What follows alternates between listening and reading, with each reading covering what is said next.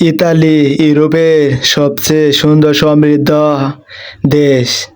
এই দেশটির রাজধানী হচ্ছে রোম এবং এর জনসংখ্যা প্রায় 5,09,00,000। এর আয়তন হচ্ছে 3,01,340 বর্গ কিলোমিটার এবং এর ভাষা হচ্ছে ইতালিয়ান এবং মুদ্রা হচ্ছে ইউরো।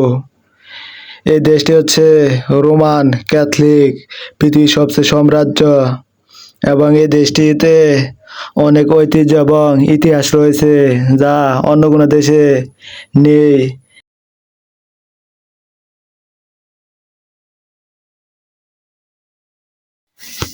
এটি ইউরোপের ভূমধ্য সাগর তীরে অবস্থিত।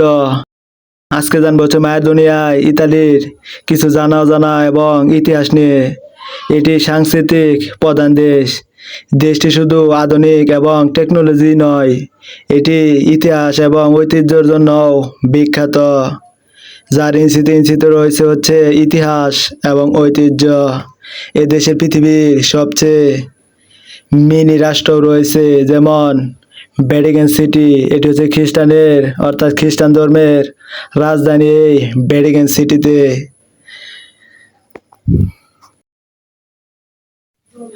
আপনি জানলে অবাক হবেন যে এই দেশটাকে নিয়ন্ত্রণ করে থাকে হচ্ছে একজন মহিলা, অর্থাৎ দেশটির সরকার প্রধান একজন নারী।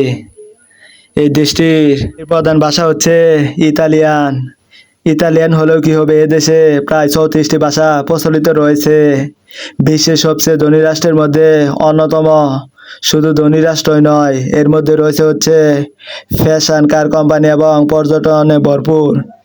ইতালির আয়তন হচ্ছে 3,01,000 বর্গ কিলোমিটার, যা বাংলাদেশের তুলনায় দ্বিগুণ। এত বিশাল দেশের মধ্যে রয়েছে হচ্ছে পাহাড় এবং সমতল এবং সাগর, এবং তার সাথে রয়েছে হচ্ছে উপকূলীয় অঞ্চল।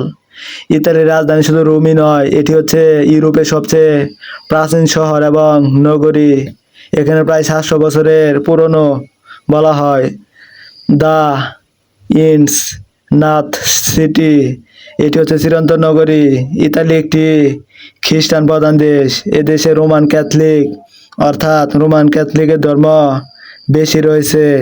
পাশে রয়েছে হচ্ছে ভ্যাটিকান সিটি, এখানে 75% খ্রিস্টান। এছাড়াও রয়েছে হচ্ছে হিন্দু, মুসলিম এবং বৌদ্ধ ইত্যাদি। আপনি জানলে অবাক হবেন যে এদেশের নাস্তিকের সংখ্যাও কম নয়। এখানে প্রায় 15 থেকে 18% নাস্তিক রয়েছে।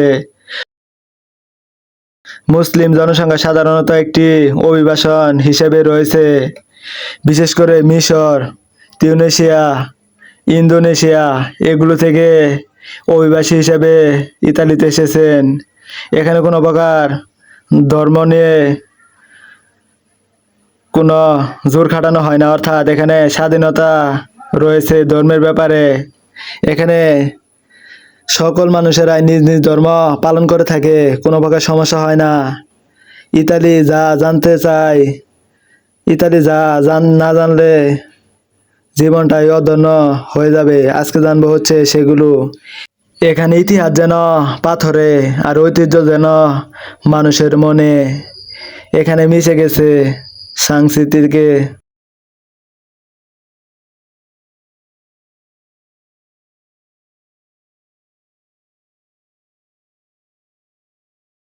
প্রাচীন রোমান সাম্রাজ্য ও ক্যাথলিকের গাথা রয়েছে এই সাংস্কৃতিক ভ্যাটিকান সিটিও পাশে, এবং পবিত্রতা ছড়িয়ে রয়েছে। এখানে জীবন্ত যেন একটা ইতিহাস। ইতালি ভেনি, ভেনি হচ্ছে একটি পানি শহর, অর্থাৎ এখানে কোনো প্রকার রাস্তা নেই, যা আছে সবই পানির উপর দিয়ে। এখানে যেন আপনি গেলে মনে হবে যেন মায়ের একটি পৃথিবীতে এসেছেন, অর্থাৎ মায়ের দুনিয়ায় বাস করতেছেন। চারদিকে রয়েছে হচ্ছে পানি আর পানি। পৃথিবীর সবচেয়ে রোমান্টিক গন্তব্য হচ্ছে এটি। শিল্পের শহর ইতালি, এবং এই শহরে জন্ম নিয়েছে হচ্ছে রোমানিয়া যুগ। প্রাকৃতিক এছাড়াও সার্বস জন্য এক স্বর্গ। উপকূল ধরনের এই উপকূলে হাঁটলে মনে হবে যে মায়ার দুনিয়ার উপর হাঁটছেন। দ্বীপের রাজ্য সিসিলির আগ্নেয়গিরি এবং শুরু করে দেওয়ালে কাছের মতো শস্য সমুদ্র। এই দ্বীপগুলোতে প্রাকৃতিক যেন মন খুলে সেজেছে। ইতালি একটি দেশ নয়, এটি হচ্ছে আবেগের একটি জায়গা, অর্থাৎ প্রত্যেকটা ছেলের ইমোশন। এই জায়গার সৌন্দর্য জগতে চকচকে যেন একটি স্বপ্ন।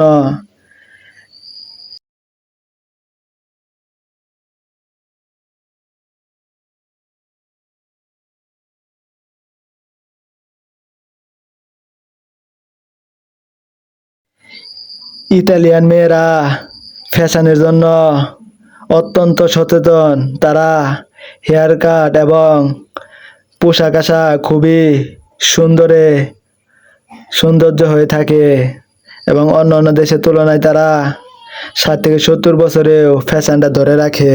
ইতালির মায়ের গুরুত্ব অনেক।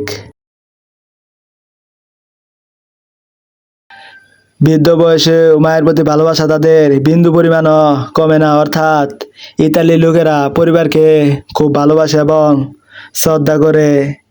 বিশেষ করে আমরা ইতালির মহিলাদেরকে বুঝে থাকি যে খুবই খোলামেলা, কিন্তু তাদের নিজ সিদ্ধান্ত খুবই সঠিক নিয়ে থাকে, অর্থাৎ তারা নিজের জীবনকে কখনোই নষ্ট করেন না।